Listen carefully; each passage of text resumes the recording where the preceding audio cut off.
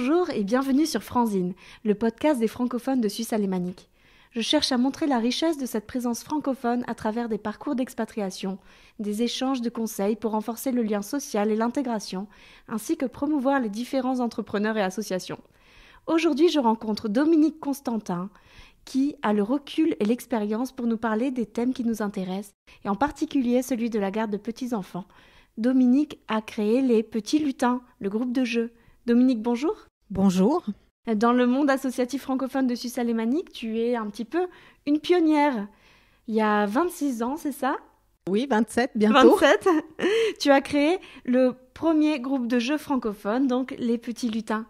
Et oui, le temps passe. C'est une aventure qui a commencé il y a bien longtemps et puis qui est toujours d'actualité. Oh, excellent. Actuellement, on accueille 17 enfants, 2 journées complètes par semaine. Alors, on va vraiment tout voir sur ton association, mais d'abord, je pense que pour comprendre le contexte, un petit peu ton parcours, et aussi comment tu es arrivé à Winterthur, donc, est-ce que tu peux nous raconter comment ça s'est passé, tes origines, tes ressentis ? Alors, moi, je suis franco-suisse dès le départ, de naissance. Je suis née à Genève. Mes parents, mon papa est suisse romand, du canton du Valais, et ma maman est française. Et donc, j'ai toujours vécu comme ça, entre la France et la Suisse. Je me suis vraiment installée, décidé de venir en Suisse en 85, où j'ai rencontré l'homme qui allait devenir mon mari. Et nous avons décidé, après ces études, de venir nous installer à Zurich, enfin Winterthur, plus précisément, pour 5 ans. Pour le travail ? Pour le travail. Pour son travail, il est ingénieur en mécanique. Donc, c'était pour 5 ans. Nous avons eu des enfants. 3 enfants en chemin faisant. Et puis, lors de la naissance de ma deuxième enfant, nous avons décidé qu'il fallait que je fasse quelque chose parce que je suis quelqu'un d'assez dynamique. Je ne pouvais pas ne pas rester les bras ballants à m'occuper de la popote et des hareux de mes enfants. Justement, par rapport au statut des mères, je voulais d'abord voir ça, donc à l'époque, bon, c'est il n'y a pas très longtemps, les années 90, début, mais est-ce que c'était encore différent d'aujourd'hui ? Oh oui, les mamans ne travaillaient pas. C'était, une fois qu'elles se mariaient, c'était pour s'occuper de leur famille, de leurs enfants, de leur mari. Et le problème, quand je suis arrivée ici, c'est que j'avais déjà un petit peu des idées révolutionnaires. Et je voulais mettre une journée par semaine, ma fille aînée. Et c'était extraordinaire parce que j'ai passé ma journée à trouver une crèche. Enfin, à essayer de trouver une crèche. Et on m'a expliqué que non, ça, c'était pas pour moi parce que je ne travaillais pas. D'une part, et deuxièmement, j'avais un tellement beau bébé que c'était vraiment dommage de le faire regarder. On t'a culpabilisé même. Oui, ils ont essayé, mais bon, essayer pas pu. Ah donc c'était pire à l'époque forcément. Oui, et on n'envisageait pas alors que j'étais toute seule. Moi, j'étais vraiment toute seule. J'avais pas de famille. Au début, j'avais même pas d'amis ici, ne serait-ce que même allemande ou suisse-allemande. Vraiment, c'était vraiment une solitude extrême. Et je me disais que voilà, justement, de pouvoir laisser son enfant à un moment donné, ça allait pouvoir aussi me permettre de me recentrer. Oui, de pouvoir être moi-même, de pouvoir trouver une solution de mon avenir, quoi. Enfin, personnel, au moins, parce que le travail, pour moi, dans ma tête, j'étais quand même formatée pour... on m'avait expliqué que les femmes ne travaillaient pas. Donc, c'était pas forcément une recherche de travail qui m'intéressait, mais c'était de faire quelque chose associatif pour moi. Et voilà, il n'y avait pas de solution et on ne me donnait pas de solution. On s'arrangeait avec mon mari si je voulais sortir. C'est lui qui s'occupait des enfants et voilà, ça a duré pendant quelques années, environ 2 ans. L'école obligatoire, c'était aussi à partir de 4 ans ? C'était 4 ans et demi même, presque 5 ans pour certains. Donc là, ça a aussi évolué. Au début, c'était vraiment compliqué. J'avais l'impression d'avoir fait un bond de 30 ans en arrière. Ah d'accord, à ce point. Par rapport à ma culture, par rapport à mes connaissances, par rapport à ce que je voyais aussi de mes amis, soit en France, soit dans le canton du Valais. En plus, il n'y avait pas Facebook et tous les moyens qu'on a aujourd'hui. Non, il y avait la plume. enfin le stylo. Il y avait le téléphone qui marchait bien. Et tu as rencontré quand même des francophones, du coup? Comment Oui, ça s'est passé? bah oui. Bon, je savais qu'il y avait 2-3 petites choses francophones. Les gens parlaient aussi plus volontiers le français dans la rue. Ça, c'était agréable parce que si j'étais en peine ou si j'avais des difficultés à me faire comprendre, je demande si les gens parlaient français. C'était la génération de mes parents. Ils parlaient quasiment, ils étaient bilingues. Spontanément, ils vont parler leur langue, mais si on leur demandait de m'expliquer les choses en français, ça se faisait. Le statut de la langue française a beaucoup diminué ces dernières années c'est au profit de l'anglais. Ouais, de façon dramatique même, je dirais. Ouais. Tu es avec tes jeunes enfants, tu cherches une solution de garde, tu n'en trouves pas, autant en créer une. Exactement, tant qu'à faire. Et puis, ce qu'il y a, c'est que j'avais comme modèle à Genève, quand j'étais petite, ma maman il y avait un centre culturel qui était chouette parce que des copines pouvaient louer une salle pour une demi-journée. Donc, on se retrouvait avec des amis, pas forcément extérieurs, mais des amis. On était dans un endroit neutre, donc on s'amusait. Et cette idée-là, je l'ai eue parce que j'avais une de mes amies que j'ai rencontrée qui était française, qui avait exactement le même esprit que moi. Et là, vraiment, je me retrouvais, quand on parlait, on se retrouvait vraiment à la virgule près, quoi. C'était vraiment ça. Elle avait 3 enfants. Moi, j'attendais mon 2e enfant. Elle attendait son 4e enfant. Et je lui dis, écoute, c'est plus possible. Quand tu viens chez moi, c'est le souk dans la chambre de mes enfants. Et quand je viens chez toi, c'est le souk. Donc, si on allait faire le souk ailleurs. C'est beau de voir que les femmes, entre elles, ont pu trouver cette énergie à deux, justement, de monter ça. Et du coup, au départ, c'était vraiment avoir une salle pour nous, une pièce, un endroit pour nous, où tout le monde rangeait. C'était pas forcément les jouets d'un de nos enfants, c'était un collectif. Et puis, on en a parlé avec des copines, d'autres connaissances. Elle connaissait d'autres filles. Moi, entre-temps, j'avais fait des rencontres. Et j'ai dit, ouais, mais là, ok, je vais bien garder les enfants des autres, mais il faudrait peut-être partager les frais. Enfin, voilà. Et les petits lutins sont nés comme ça, autour d'un thé et un après-midi. On s'est dit, bon, si on ouvre au public, qu'est-ce qu'il nous faut comme diplôme? Parce que moi, j'étais aide-soignante, elle était guide à Paris. Donc... Oui, comment on monte un Spielgruppe, en fait? Eh bien, maintenant, je crois que ça a changé, mais à l'époque, on a vraiment appelé partout pour être sûr que ça marche bien. Et c'est un policier de la ville de Winterthur qui nous a dit, mais appelez ma femme, elle a un groupe de jeu, c'est peut-être ce que vous voulez faire. Donc, on a appelé la dame du policier qui nous a aiguillés. Et effectivement, on pouvait rentrer dans un Muttersprach Spielgruppe. Et voilà. D'accord, donc de vous deux, ça a évolué. Oui. Et donc maintenant, comment est la structure? Est-ce que Alors, tu peux nous expliquer? Entre-temps, voilà, moi, je me semblait qu'il fallait quand même qu'on s'étoffe, on avait nos idées par rapport à nos connaissances de ce qu'on voyait en France ou en Suisse romande, mais il fallait vraiment qu'on ait un peu notre personnalité et puis qu'on sache de quoi on parle. Donc à un moment donné, quand nos enfants ont grandi, moi j'ai dit à mon amie Sylvie, j'ai dit écoute, maintenant il faut vraiment que moi je fasse qu'une des deux fasse quelque chose. Elle avait ses enfants grandissaient, elle voulait plus trop rester au petit lutin. Donc, j'ai fait une formation de psychologie et pédagogie que la ville de Winterthur offre plusieurs choses à des femmes qui veulent reprendre un peu un travail. Ah, c'est intéressant. Oui. Il y a beaucoup de francophones à Winterthur. Il y en a beaucoup et savoir qu'on peut retomber pas forcément passer par le chômage, mais c'était une formation sur 18 mois. C'était assez astreignant, c'était tous les week-ends. Mais maintenant, j'ai un diplôme de la ville de Winterthur, donc ce qui fait que je suis vraiment reconnue par la ville. Et donc aujourd'hui, vous proposez ce groupe de jeu, comment ça se passe? Tous les matins? Alors, au départ, on a commencé par une après-midi par semaine. Au bout de 10 ans, on en était à 2. Au bout de 12 ans, on était à une journée complète. Et là, maintenant, on tourne à 2 journées complètes. C'est le mercredi et le vendredi. Mais ça s'adresse aux enfants de quel âge? On est sous la législation des groupes de jeu. On ne peut pas prendre les enfants avant 2 ans. Donc, de 2 ans à l'entrée au jardin d'enfants. Et à partir de quelle heure, juste les horaires, histoire de donner 8h30, 17h. Et on vous contacte? On peut nous contacter sur le site des Petits Lutins, lespetitslutins.ch, ou me téléphoner, vous avez on a un site, vous avez toutes les informations sur le site. Alors aujourd'hui, vous êtes toute une équipe, peut-être que tu veux dire non, pas tant que ça. On est resté petits. D'accord. Parce que pour moi, l'important, c'est que les enfants aient des personnes de référence. Donc, moi, j'y suis depuis le départ.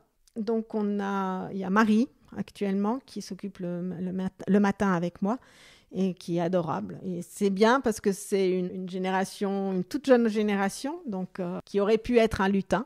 Elle est née en même temps que les petits lutins. Et donc, elle amène de la fraîcheur, elle amène un peu le olé que j'ai peut-être plus. J'ai l'expérience, mais j'ai moins le fun. Il me semble. Voilà, elle est vraiment chou. Elle a commencé à la rentrée. Il y a Cornélia qui est là, qui est aussi une après-midi de temps en temps, pour que moi je puisse avoir un peu congé ou que je puisse faire mon administration que je déteste faire. Et les enfants l'aiment bien aussi parce que c'est un peu la grand-mère du groupe. Elle est là, elle est posée. Ils savent qu'ils peuvent faire un peu plus de bêtises qu'avec moi. Et puis voilà, il y a Anaïs. Alors Anaïs, les petits lutins sont nés vraiment avec elle puisque c'était elle, ma deuxième enfant. Ah d'accord, c'est ta fille. Oui, c'est ma fille qui a fait des études et parallèlement qui cherchait un petit travail. Donc je lui ai dit, écoute, j'ai besoin de toi le vendredi matin. Donc, et maintenant, elle est jusqu'à la fin février, elle est avec nous le vendredi toute la journée. Très bien, donc ça c'est l'équipe. Et au niveau donc pédagogique, est-ce que ça ressemble plus à une crèche à la française ? Ou bien vraiment vous suivez la cripée Ah non, alors pas du tout. Pas du tout. Je pense que là aussi ça a un peu évolué au niveau suisse-allemand. Mais nous, on essaye de structurer. On n'essaye pas, on structure les journées. Les enfants, et si bien que les enfants savent exactement où ils en sont. Même petits, j'ai rarement les enfants qui me demandent « c'est bientôt l'heure où maman elle vient ?» Le cadre rassure les enfants. Ouais.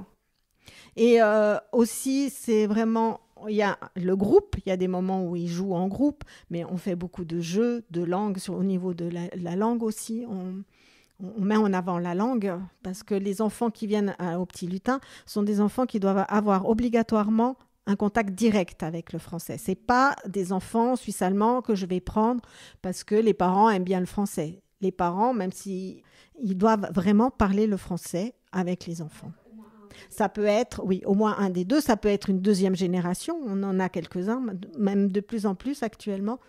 C'est des parents qui ont été élevés ici, mais les parents ont tenu à ce que le français soit toujours en première ligne.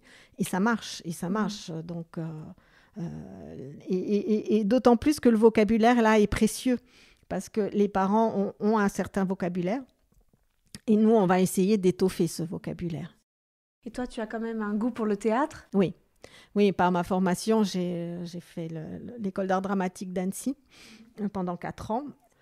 Et là, vraiment, on joue tout le temps avec les mots, avec les phrases, ça c'est chouette aussi et c'est ce qui est ma passion en fin de compte.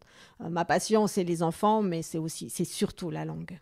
En tout cas, tes petits lutins sont en de bonnes mains. Oui, ils sont précieux et je dis souvent, c'est des lutins de luxe. Parce qu'ils sont choyés quand même, Maintenant, on est vraiment on est toujours ouvert, hein, même malgré la crise. C'est des enfants qui arrivent, qui ont le sourire et des fois, si on a une larme, c'est une larme de crocodile. C'est juste pour culpabiliser la maman. Parce que la porte se ferme et pouf, c'est vraiment... Quand j'étais petite, c'est une parenthèse, ma tante, une de mes tantes, travaillait au Paradis des Jouets. C'est un magasin de jouets en Valais. Et moi, j'essaye de faire de mes lutins le paradis des lutins. Ah oui, bravo, ça donne envie. Je regrette de ne pas t'avoir connu avant. Oui, c'est peut-être un peu loin de chez toi. Oui, c'est vrai. Il faut aussi que ça soit pratique. Oui, c'est vrai. Tu as parlé de ta fille Anaïs. Et j'aimerais aussi donc parler de tes enfants. C'est eux qui t'ont quand même donné l'impulsion de ce projet. On voit que la maternité aussi pousse certaines femmes à se découvrir, à entreprendre. Et je voulais savoir quel a été aussi leur parcours scolaire avec des parents francophones, leur attachement à la francophonie, comment cette culture francophone a évolué dans votre foyer, où ils en sont aujourd'hui. Alors, j'ai été une maman terrible. J'ai été une maman terrible parce qu'on était francophone et on devait à tout prix le rester. On avait eu des expériences d'enfants où le premier enfant parlait bien le français et le troisième refusait de le parler. Ça, pour moi, il était hors de question. Il était hors de question que mes enfants ne puissent pas communiquer avec les grands-parents, les cousins, la famille, soit en France, soit dans le Valais. Donc, on a été assez strict au niveau de la langue. C'est-à-dire que tout ce qui se passait à la maison devait être dit en français. Mmh. Mes filles m'en veulent encore peut-être, je ne sais pas, mais elles devaient raconter, si elles se racontaient quelque chose qui s'était passé à l'école, elles devaient le dire en français à la maison. Et du coup, leur niveau d'allemand n'en pâtissait pas? Ça suffisait, ce qu'il y avait à l'école? Tous mes 3 enfants ont fait des hautes études. Donc, c'est-à-dire qu'ils ont fait une maturité ici, à savoir que les petits Suisses allemands, ils ne le font pas tous. Oui, c'est dur. Oui, je reconnais qu'ils en ont pleuré sur les cas. Et on nous a encore reproché ça dernièrement, qu'on n'avait peut-être pas été assidus autant que ça. Nos enfants, Anaïs, puisqu'on parle d'Anaïs, Anaïs a passé sa maturité ici avec un 5 en allemand. Waouh, effectivement. Donc, ça s'apprend, donc. Voilà. Ça s'apprend de façon académique, ça s'apprend. Le suisse-allemand, c'est important parce que c'est la langue des copains. Ça, moi, je ne suis pas réfractaire au suisse-allemand, même au contraire, c'est la langue que je parle le mieux ici. Parce que je me suis rendu compte que si on fait l'effort de parler en suisse-allemand, les Suisses-allemands vont faire l'effort de nous écouter et de respecter ce qu'on pense. Alors, cette chose de l'effort de la langue, c'est très important. Oui. Pour moi, c'est ça. C'est de dire, OK, je parle en allemand. Alors, je ne sais pas, en fin de compte, je ne sais pas ce que je parle. Si je parle en allemand ou en suisse-allemand, je dis des mots, mais quand les gens me disent, vous comprenez en allemand, ou il faut parler en allemand d'un air un peu dédaigneux, je dis, non, parlez-moi en suisse-allemand. Donc, pour moi, la langue, du suisse-allemand, ici, c'est vraiment la langue des copains, des sorties. Et c'est important. Après, il y a l'allemand académique, comme c'est le français académique en France, où c'est important de le savoir pour écrire une lettre, pour pouvoir s'exprimer correctement. Pour s'ouvrir au reste du monde. Hein. Et donc, moi, c'est ce que j'ai expliqué à mes enfants. J'ai dit, c'est pas plus compliqué pour vous que pour les petits Suisses allemands qui doivent apprendre l'allemand. Et tout d'un coup, là, ils sont à égalité. Et avec le français, ils étaient meilleurs que les petits Suisses allemands. Donc, ils avaient 2 fois, ce qu'on a essayé de leur mettre en avant, c'était 2 fois cette force de langue. C'est une bonne optique. Est-ce qu'ils ont fait des études en rapport avec la francophonie ou Alors la oui, culture? Anaïs a fait des études de français, de didactique, et de français médiéval et de japonais, comme quoi le suisse-allemand amène à tout. Très bien. Et les autres, non? Alors non, ils sont plutôt scientifiques. Scientifiques, ok, très très bien. Mais c'est intéressant pour nous de voir la perspective parce que comme je te disais en préparant, c'est un petit peu ce qu'on va être dans 20 ans. Donc toi, tu as commencé, tu es vraiment pionnière. Et nous, on a des jeunes enfants et on va voir comment ça va Mais donner. souvent, et c'est malheureux parce qu'on entend encore parler, on voit qu'il y a certains instituteurs. Moi, je pense que c'est une histoire d'instituteurs. Les instituteurs, il y en a qui sont ouverts, il y en a qui sont, on peut rien contre. Même au niveau du collège, du lycée, on tombe sur des gens complètement à côté de la plaque. Mon fils a eu 3,5 de moyenne en allemand, tout le temps. Par contre, Anaïs a eu un 5 et mon fils n'a jamais réussi à avoir un 4 parce que la prof avait décidé qu'on ne pouvait pas être bilingue. D'accord. Bon, elle a été constante sur ses notes, donc si les autres notes ont compensé, donc ça allait. Mais voilà, on arrive à trouver sur des cas comme ça. Moi, je ne me suis jamais gênée d'aller voir le directeur, mon fils n'a pas voulu que j'intervienne. Ça aurait dépendu de la note de maturité, mais j'allais voir le directeur. Oui, pourquoi pas. Après, ça, moi, je ne me gêne pas. Choses avec mon allemand haché, j'aurais été jusqu'au bout, je pense. Ouais, bravo. Bon, une maman lionne aussi. Justement, dans cette volonté que j'ai de créer des ponts, des passerelles entre tous les acteurs de la francophonie de la région, est-ce que tu veux citer une autre association, saluer le travail d'autres personnes, d'autres gens autour de toi? Oui, alors j'aimerais vraiment mettre un point d'honneur à la bibliothèque de Winterthur. Parce que la bibliothèque de Winterthur, des fois, ils sont peut-être contents, c'est peut-être même eux qui ont créé le Covid, parce que à chaque fois que je viens, que je dis « j'ai une idée », Je dis un jour, ils vont me sortir à coups de pied aux fesses. Mais non, ils acceptent tout ce que je leur ai proposé. Donc, une fois pas maintenant, au mois de mars, je ne sais pas comment sera la situation. Mais en principe, ça fait 5-6 ans qu'il y a un café littéraire francophone une fois par année à la bibliothèque de Winterthur. C'est toi qui l'organise ? Je co-organise. D'accord, excellent. Ils ont beaucoup de livres en français. Ils sont vraiment, dès qu'on leur propose un nouveau livre, ils l'acceptent. Il y a des livres pour enfants. Là aussi, ça s'est un peu tari parce que il y a eu un peu moins de monde et puis la situation fait que c'est plus possible maintenant. Je racontais 3 fois par année une histoire à la bibliothèque de Winterthur avec un bricolage. J'espère de pouvoir le refaire dans la salle des lutins au mois de mars. Là, j'ai pas encore vraiment la date. Et voilà, ça, la bibliothèque de Winterthur, allez-y. Il y a vraiment aussi, il y a des possibilités de faire des tandems pour apprendre le suisse allemand. Il y a vraiment, c'est une mine d'or, cette bibliothèque. Excellent. Et tu as une association liée Alors aux petits oui, lutins ? après les 10 ans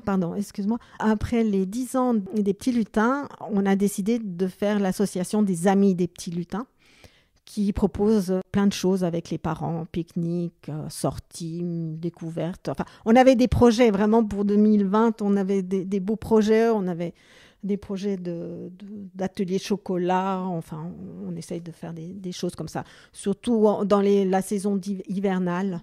Ben, ça va revenir. Voilà, ça va revenir. J'espère que on fait le pique-nique des lutins au mois de juin. Enfin, en principe, c'est le dernier week-end de juin. Ça dépend des dates et là, c'est vraiment, c'est tout en toute simplicité. Hein, on fait un feu, les gens amènent leur saucisses, leur viande, et puis on partage les salades, les choses comme ça. Et ça marche vraiment bien. Et Dominique, je vais profiter de ton expérience pour te poser une question. Quel conseil pourrais-tu donner à une jeune maman, une jeune femme qui vient d'arriver à Zurich ? Quel conseil tu te serais donné à toi-même à l'époque pour t'aider, avec maintenant le recul et la perspective ? Donc pour mieux s'adapter, trouver des solutions de rencontrer d'autres personnes, des solutions de garde. Alors moi, je dirais de rester soi-même. De rester soi-même, ça c'est déjà une chose. Et de ne pas hésiter à sortir, d'aller vers les gens. Ne serait-ce que, même si vous avez 2 mots d'allemand, allez vers les gens. Posez des questions. Regardez dans vos quartiers. Ça, c'est aussi très, très important parce que dans les quartiers, il se passe des choses. Que vous habitiez à Winterthur, que vous habitiez à Zurich, à Kreis 3, 6, 12, je ne sais pas combien il y a de Kreis. Allez dans les quartiers. Il y a souvent des centres culturels. Il y a des centres à Winterthur, par exemple, il y a le Familienzentrum. C'est des dames suisses-allemandes. Ça, c'est pas grave. Mais vous apprenez des tas de choses. Vous allez découvrir ce qui se passe aussi dans la ville. Vous allez fouiller dans taper n'importe quoi sous Google est mon ami, quoi. C'est chercher francophone, Kreis machin, français à Zurich. Essayez. Allez dans les associations aussi. Parce que là, il y a des personnes qui sont compétentes, qui ont l'expérience, qui peuvent vous renseigner. Il y a aussi, mais il y a tellement je veux dire, il faut oser. Il faut oser. Il faut. Moi, les premiers 6 mois, je suis restée chez moi. J'avais peur qu'on me pose la question. J'avais peur qu'on me parle. Mais de dire je ne parle pas l'allemand, c'est pas grave en soi. C'est pas une tare. Je ne parle pas cette langue. Mais la personne en face, on ne sait pas elle ce qu'elle parle. Peut-être qu'elle va trouver un code, une façon de communiquer avec vous. Vraiment, oser sortir, oser rester qui vous êtes, mais sortez. Être proactif, je suis assez d'accord avec toi. Voilà, ça m'a aussi pris des années avant de le. Oui, quand on a le recul, on sait ce qu'il faut faire. Et enfin, Dominique, pour conclure cette interview, j'ai toujours une question. Est-ce qu'il y a une citation, un proverbe qui te suit, qui te définit, quelque chose qui te correspond ? J'aime beaucoup et je l'ai utilisé à mes enfants. C'est lorsque tu ne sais pas où tu vas, regarde d'où tu viens. Les origines, tu vois. On revient toujours que si on est bien dans ce qu'on est, de qui on est, en principe, ça devrait aller beaucoup mieux. Absolument. Je te remercie beaucoup, Dominique, d'avoir participé à Franzine. Merci de nous avoir décrit ton groupe de jeu, les petits lutins. J'espère que tout le monde trouvera des informations. Je mettrai le lien dans la bio. Merci d'avoir partagé ton expérience, tes analyses et tes conseils. C'est vraiment très, très intéressant pour nous d'avoir cette perspective-là. Bravo pour cette entraide. Aidez-moi à faire perdurer cette dynamique par vos likes, vos commentaires, vos étoiles, tout ce qui peut permettre de montrer la présence des francophones à Zurich. C'est ma rétribution et vos retours m'apportent énormément. Merci Dominique. Merci Jenny. À bientôt. À bientôt.